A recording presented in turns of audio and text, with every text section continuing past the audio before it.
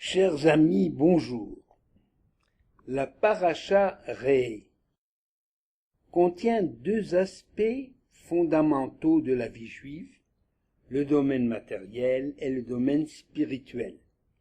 Est-ce la raison qui a fait cohabiter ces deux domaines dans la même paracha, dans l'ordre d'ailleurs de priorité suivant, la nourriture d'abord, c'est-à-dire la survie corporelle, avant la sainteté du temps, c'est-à-dire le déroulement des fêtes, le temps des fêtes.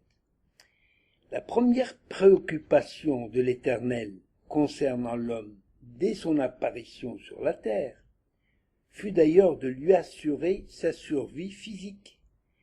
Pour survivre, il lui fallait d'abord manger. Et alors, l'homme, pour manger, devait découvrir les moyens que lui offrait la nature pour satisfaire les besoins primordiaux de son organisme. En ouvrant la Torah, on est d'ailleurs frappé par le fait que le premier commandement donné à l'homme concerne la nourriture, préoccupation primordiale de l'homme dès son apparition sur la scène de l'histoire.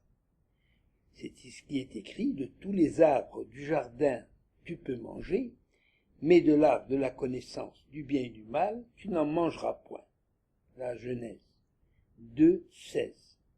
Selon le récit donc du second chapitre de Bereshit, qui donne les détails de la création, c'est seulement après avoir introduit Adam dans le jardin d'Éden, pour qu'il puisse assurer sa subsistance, que l'Éternel se préoccupe de lui donner une femme, pour assurer sa pérennité.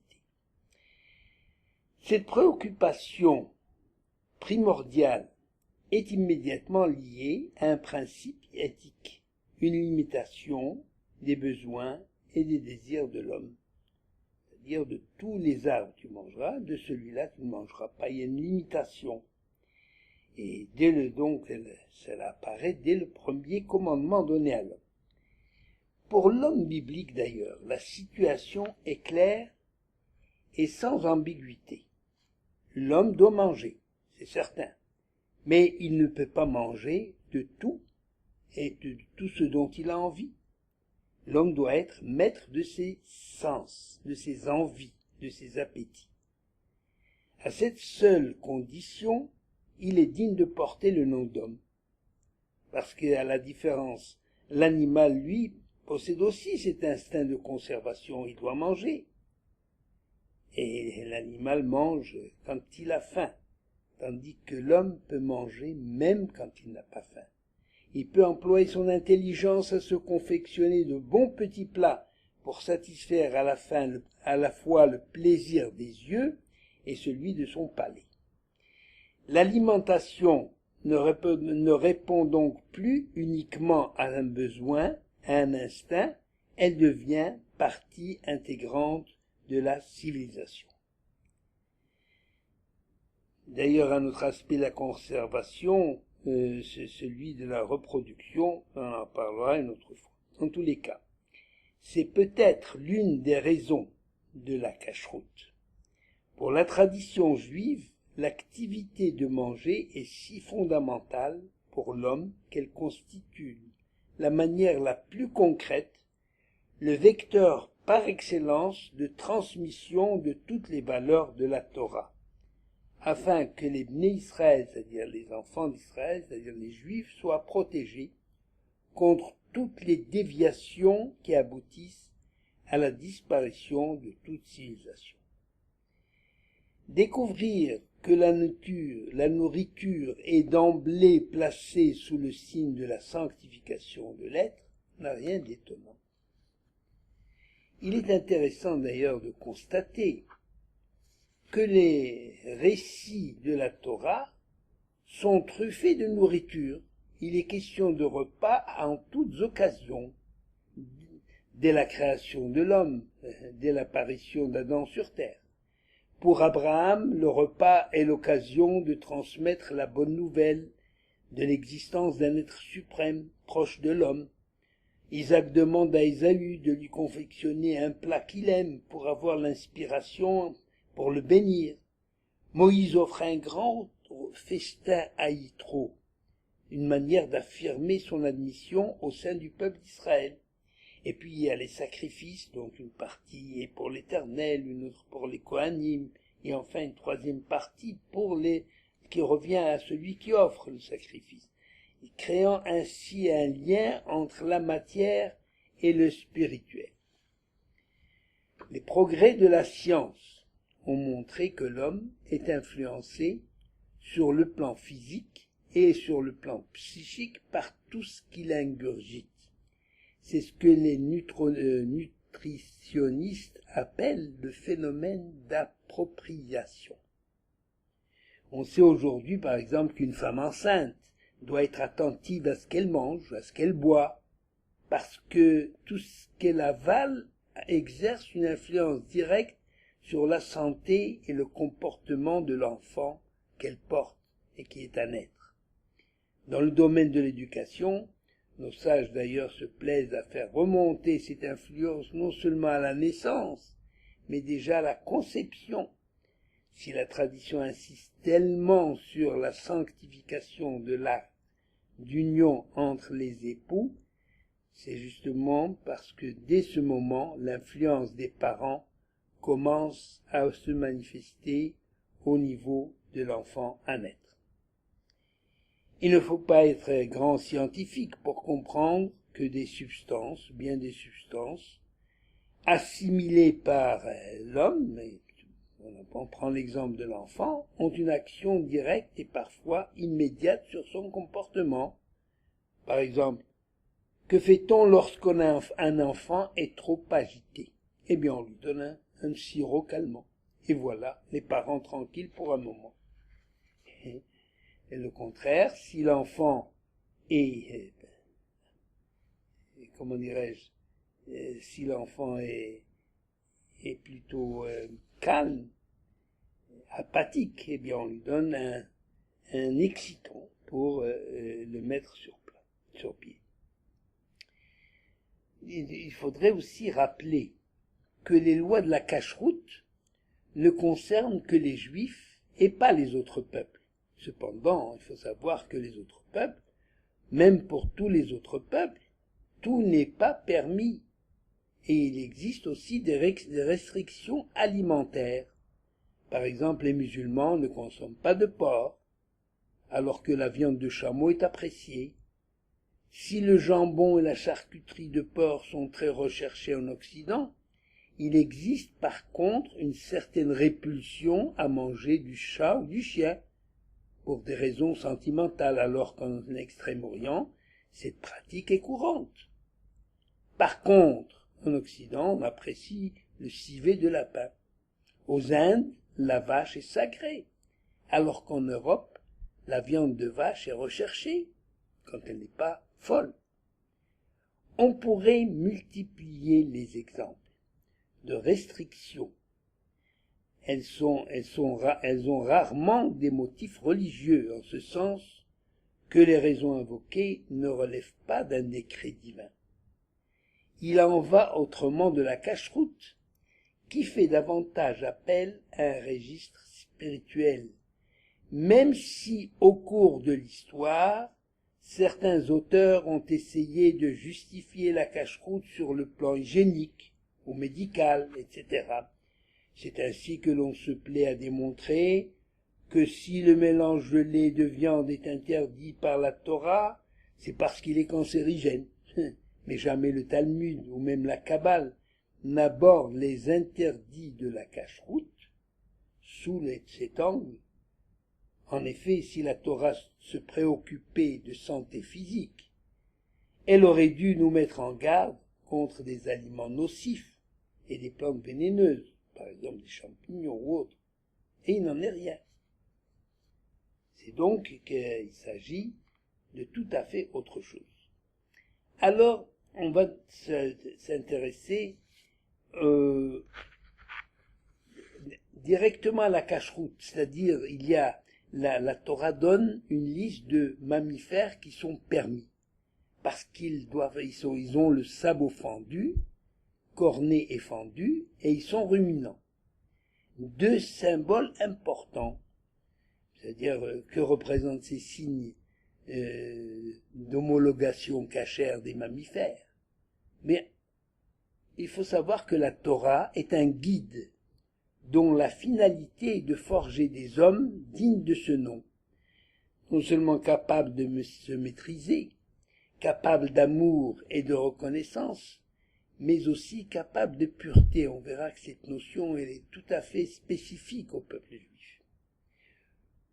La pureté n'ayant rien à voir avec l'hygiène, avec la propreté. La Torah, donc, est un guide pour les hommes. Et si, par exemple, le porc est interdit, bien, parce que il a les sabots cornés fendus, c'est vrai, c'est un signe de cacheroute, mais il ne rumine pas. Puisqu'il n'a pas les deux signes, alors il est impur. Et il est interdit parce que sur le plan symbolique, il devient un symbole de l'hypocrisie, parce qu'il montre ses pattes et il cache son museau. Et donc il montre les signes d'un animal cachère, mais à l'intérieur, il ne l'est pas du tout, puisqu'il n'est pas ruminant. Les poissons permis sont ceux qui possèdent des écailles et des nageoires, deux symboles également importants. Quel est le sens symbolique des écailles et des nageoires? Eh bien, les écailles forment une cuirasse autour du corps du poisson pour le protéger, tandis que les nageoires permettent au poisson de nager et à l'occasion de filer dans l'eau pour échapper à un danger. Ces deux qualités ont été développées chez les Juifs, appelés à se préserver dans un environnement hostile, mais aussi à fuir le danger en se frayant un chemin dans la vie. Malheureusement, au cours de notre histoire, l'histoire agitée de notre peuple, nous avons eu souvent l'occasion de voir que ces symboles sont devenus réalité et qu'ils ont assuré le sauvetage de bon nombre de nos frères parce qu'il fallait savoir se protéger et en même temps savoir filer, savoir se sauver. Et enfin, pour quelle raison on interdit le mélange de viande et de lait? Eh bien, pour certains, c'est parce que la viande, elle vient d'un animal qu'on a abattu, donc c'est symbole de mort, alors que le lait, c'est ce qui permet aux petits de vivre, de se nourrir et de grandir, donc c'est symbole de vie. Toutes ces raisons, en fait, ne sont pas données dans la Torah. Ces lois ont été établies par l'Éternel, dont il est impossible de sonder la volonté. Et le peuple juif les a acceptées comme telles. En y réfléchissant, quelle différence peut-elle exister entre un animal cachère et un autre qui ne l'est pas? Sur le plan de la santé physique, la consommation du non cachère, dont qui constitue la nourriture de la majorité de la population mondiale, est-ce que ça donne la mort? Pas du tout. Les Juifs ne représentent qu'une infime minorité, et ils représenteront toujours une infime minorité. Et pourtant, tous les peuples se multiplient et leur population s'accroît de siècle en siècle, alors que le peuple juif reste toujours le peuple le moindre, le plus petit parmi les peuples. Donc il ne s'agit donc pas de santé lorsqu'on parle de nourriture cachère. La Torah emploie davantage deux termes dont on ne retrouve l'équivalent, on ne retrouve pas l'équivalent, on ne retrouve l'équivalent dans aucune civilisation. La Torah parle de bêtes pures et de bêtes impures. Qu'est-ce que la pureté? Tahor. Et qu'est-ce que l'impureté? Tamé. Dans le Lévitique, cette notion du pur et de l'impur est mise en rapport avec la mort. La mort est source d'impureté, qui ne s'accommode pas avec la Torah, qui est une loi de vie. On pensait que ces notions étaient purement d'ordre intellectuel, mais aujourd'hui, on peut entendre certains courants religieux en islam, qui prônent l'amour de la mort et qui justifient leurs actes criminels, considérant comme une bonne action le fait de trancher la tête de certaines personnes.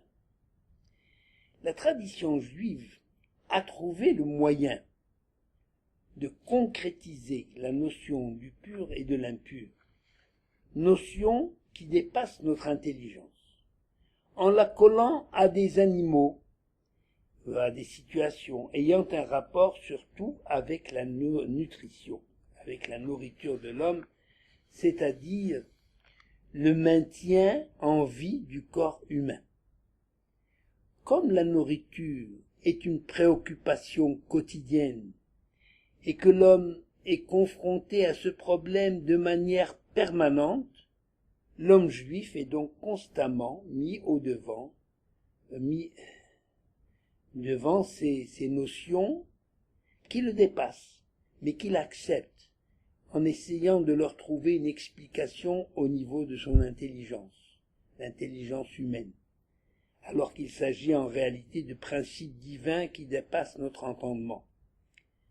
Si par exemple on plaçait devant vous deux personnes, l'une qui est pure parce qu'elle vient de se purifier en plongeant dans un mikvé, c'est-à-dire dans un bain rituel, et une autre personne qui vient de toucher un mort, donc et qui est impure, malgré une bonne douche qu'elle vient de prendre, donc les deux ont le même aspect, est-ce que vous êtes capable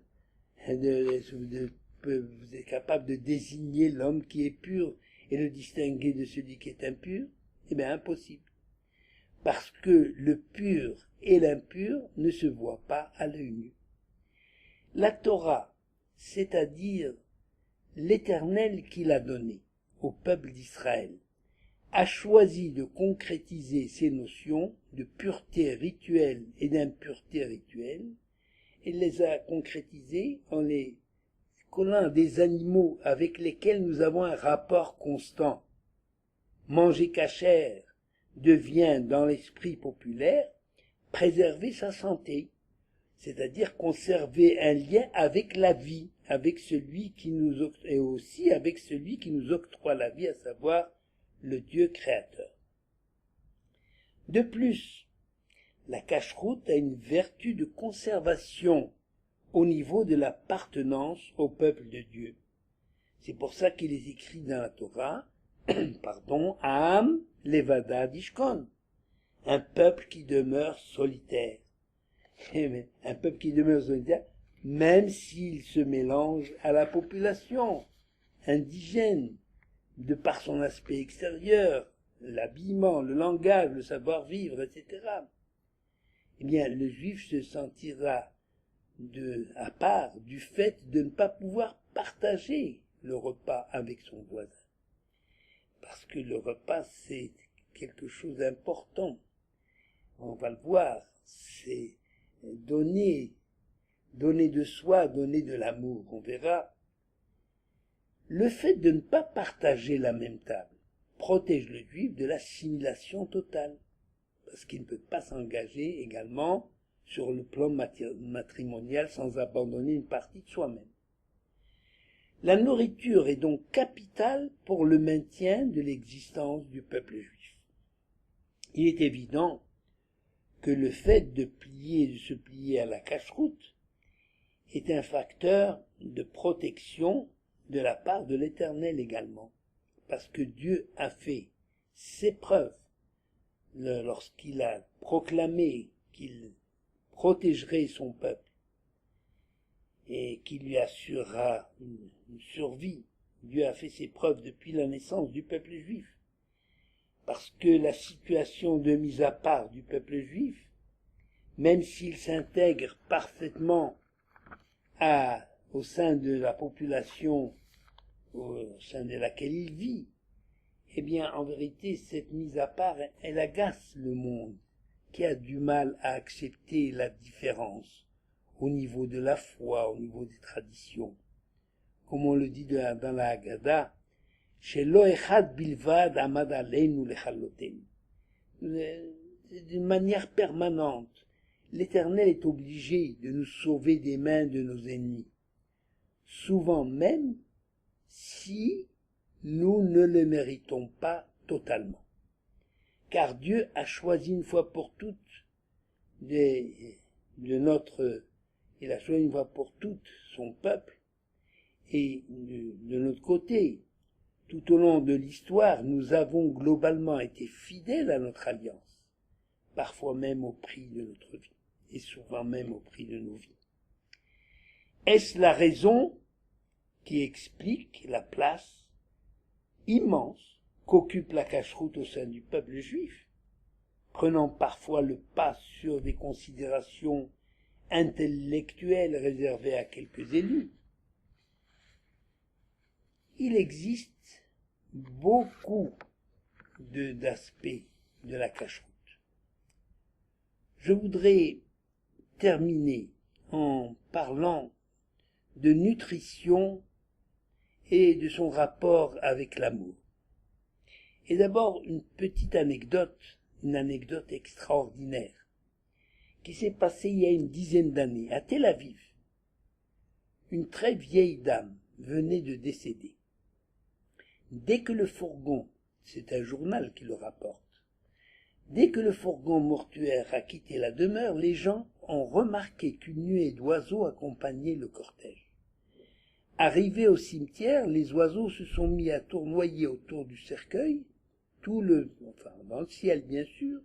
Tout le monde était frappé par ce spectacle, du jamais vu.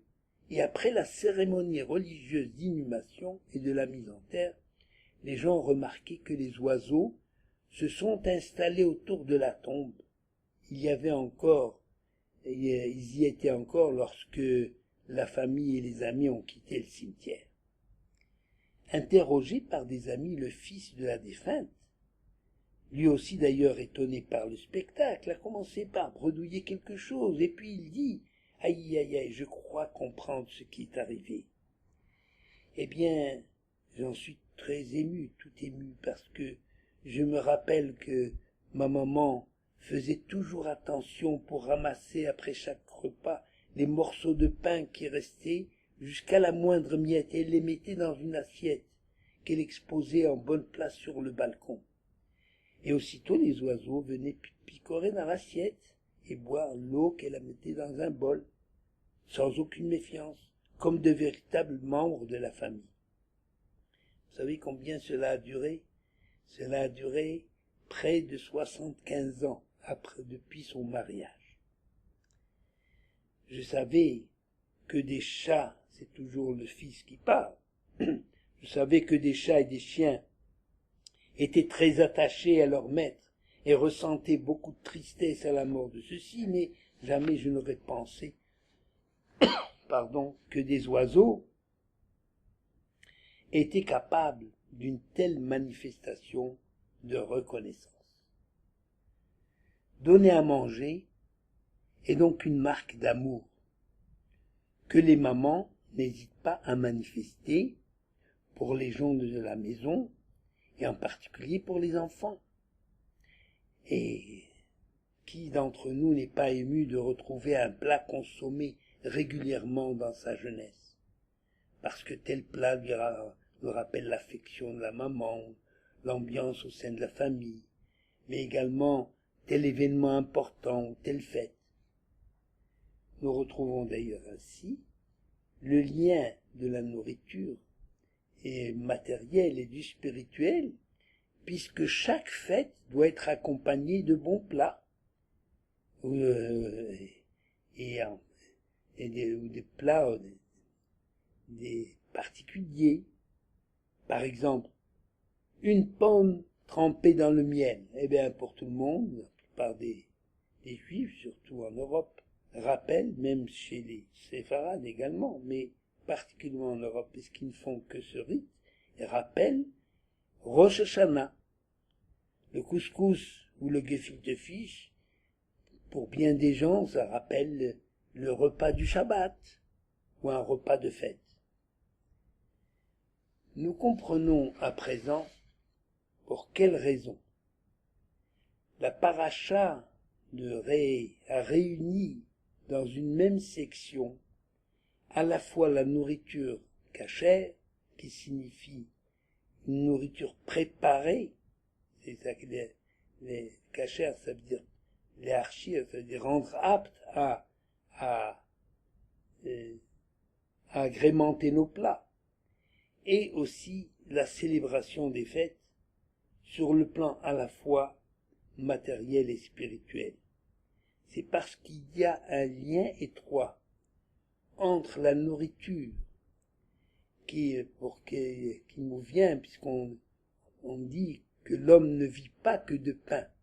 Cette phrase, à elle seule, résume toute l'idée que nous avons voulu développer dans cette paracha Re'eh, c'est-à-dire à la fois le pain, c'est quelque chose de matériel, mais l'homme ne vit pas que de pain, il vit de ce que le pain peut représenter sur le plan symbolique, c'est-à-dire toute la nature, tout le temps, le déroulement du temps, le déroulement des moments importants dans la vie, de tout ce qui fait la vie de l'homme.